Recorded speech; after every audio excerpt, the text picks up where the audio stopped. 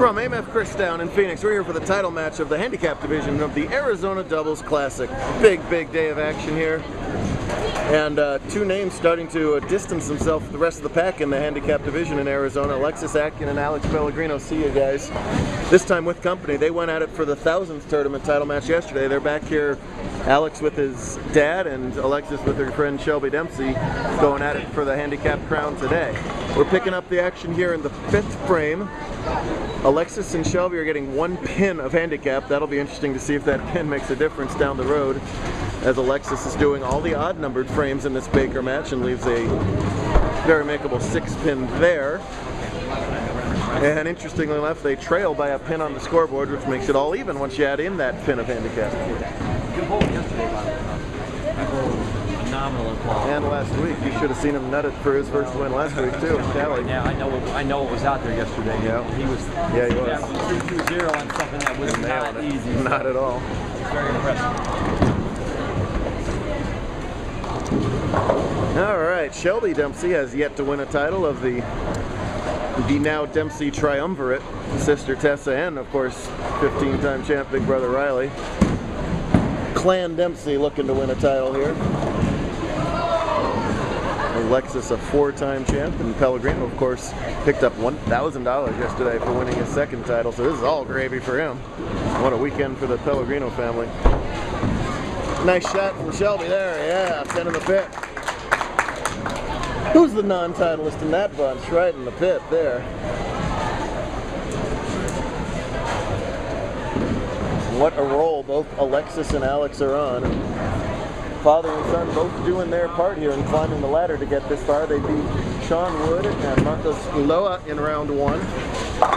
And Alex trips that 4 pin. We saw Michael Haugen tripping 4s over in the handicap title match. Alex does it also. They beat, boy, I apologize in advance, newcomers to our tour. We've had a lot of names that have been difficult on me over the years, from poor Benny Vigil on up. All right, I'm going to try it here.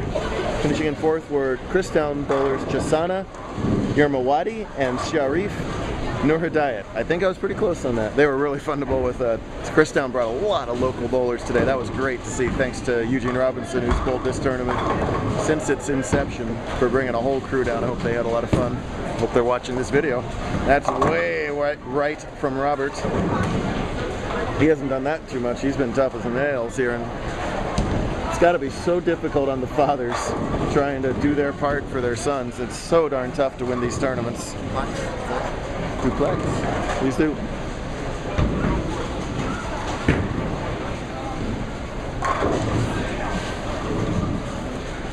Awesome. Well, makeable little cluster spare. It's essentially trying to hit the pocket, and you should get all these pins here.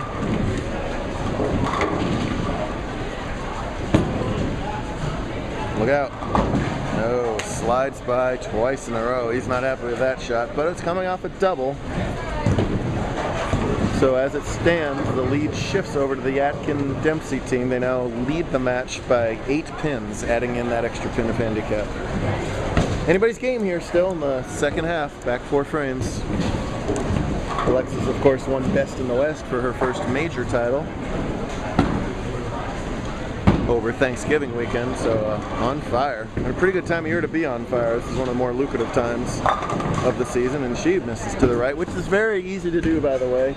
We were on a flat-out brutal condition yesterday, and we're just on a slight variation of it today. We bowled on 44 feet flat yesterday, which is, you know, US Open-esque.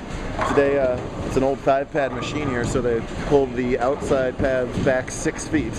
So you had a little bit more friction in the front, and that really didn't make them any easier today. Just created a little different break point and a even earlier hook when you don't want it to point, and then skid when you don't want it to point. So demanding conditions, you've got to hit what you're looking at. That's why you see some of the more consistent bowlers come to the top. We didn't see a lot of the big cranker bowlers do well today. Haugen and Klumpers, both with that middle hand rotation, doing well today. He's sitting over there, basking in his glory with the candy cane. That's what it's like to win on tour right there. Good for him.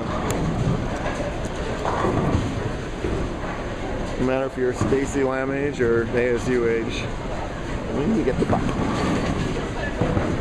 All right, big shot here for Dempsey. Another nice ball. Oh, yeah. Wow. Dead flush in the 6th frame, dead flush again in the 8th frame. They had her chosen to be the anchor bowler. I think you see why right there. Does Alex have the answer? Alexis says Alex always beats him in big matches. Beats her in big matches. Yeah, and he answers with the Brooklyn of his own. He'll take it. As far as, no, it was a Brooklyn strike. Who cares when you're this late in this match on a demanding condition? It's like an X on the board. He will take every bit of it. Pop's really got to redeem himself here from that 7th frame right now. Try not to put too much pressure on yourself. A long-suffering Buffalo Bills fan is Bob, and he doesn't want the Buffalo runner-up position here for sure. We're all suffering today. I'm a Tampa fan. It's a brutal, ugly loss to Philly. Bad football Sunday. Hopefully a good 9th frame for Bob. Well, not bad to get the 9 count. Opens or goes without saying what you want to desperately avoid at this point. Just fill up those frames and hope that maybe your opponents will come back to you a little bit, or at least give yourself a chance to step up here in the 10th and win it. And he's left it up to his kid to do so. I kind of like that in the adult junior teams. Leave the fate of your junior bowler's title in the junior bowler's hands, but they're welcome to set it up whichever way they want. No judging. Take your time and make this spare. I like that he's taking a little bit of extra time here to compose himself. Nicely done. Nicely done there. Alright, remains an 8-pin match here, getting into the 9th and 10th. If Alexis and Shelby can just stay clean even, they'll force Alex to double in the 10th. If they can catch a double, they can win it outright here. When Alexis had to double to win Best in the West, she threw 2 of the best shots of her JBT career to do so and capture the title. She would love to capture that magic one more time right here in the 9th.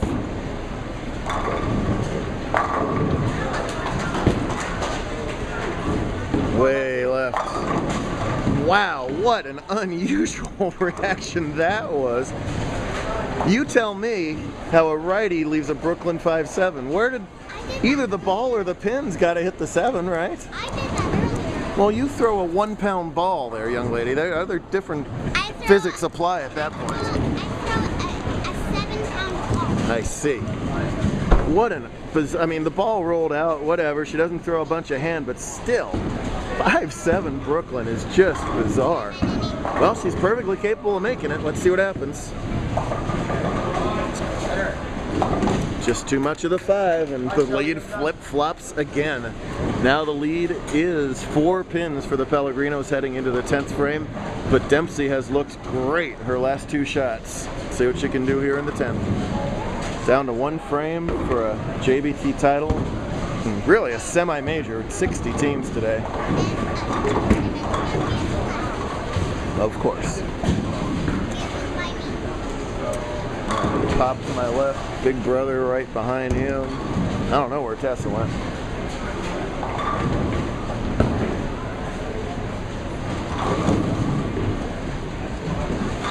Extra time as well.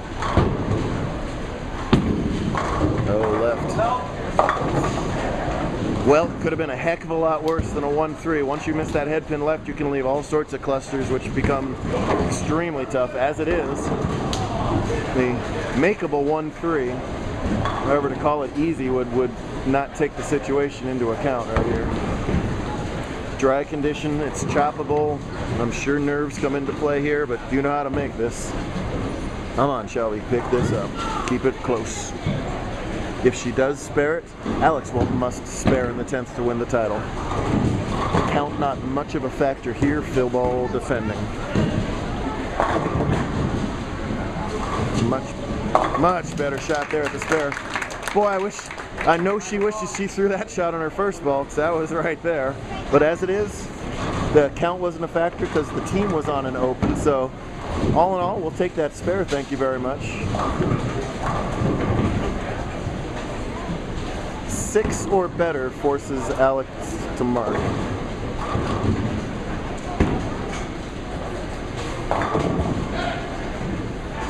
6, 7, 8, 9, 10. She's done her job, and then all I can do is say, here you go, opponent. If you get it, more power to you. If you don't, there will be a party at Casa Dempsey starting in about an hour. Or Chuck E. Cheese's, or wherever they go. Uh-oh, we gotta get lucky for 6. Oh boy. You know what, I think the 5 is, oh, I forgot the pin of handicap, so actually that 5 is enough. I forgot that they're getting 1 pin. Alex 9 outs for 176, so Alex still has to mark. It was a shaky frame for Dempsey, but it was enough. Any mark, virtually any mark, wins the title. Well, 60 feet away is a little solitary 5-pin. The theory, the easiest pin on the lane, throw that theory right out the window here, because if he makes this spare, he will have won $1,400 this weekend. It's $400 for first today, $1,000 yesterday. Either way, it's a dream weekend, but it is just a flat-out celebration. Look out! Oh, by the narrowest of margins, covers that 5. The second he released that ball, Bob started going, go, go, go, go, to get that ball, to get down the lane. I don't know if that was wind power or what, but that ball just clipped that 5 and has to stay behind the foul line. 3 to win. How about a $1,400 weekend for the Pellegrinos? My goodness gracious. Great job by all 4 finalists, but in a thriller as it turned out at the end. No one stops the Pellegrino family this weekend. Great stuff. We'll do it all over again tomorrow, right? I'm going to sleep tomorrow. We'll do it all over again in Las Vegas next weekend. See you then. Look at the Pellegrinos.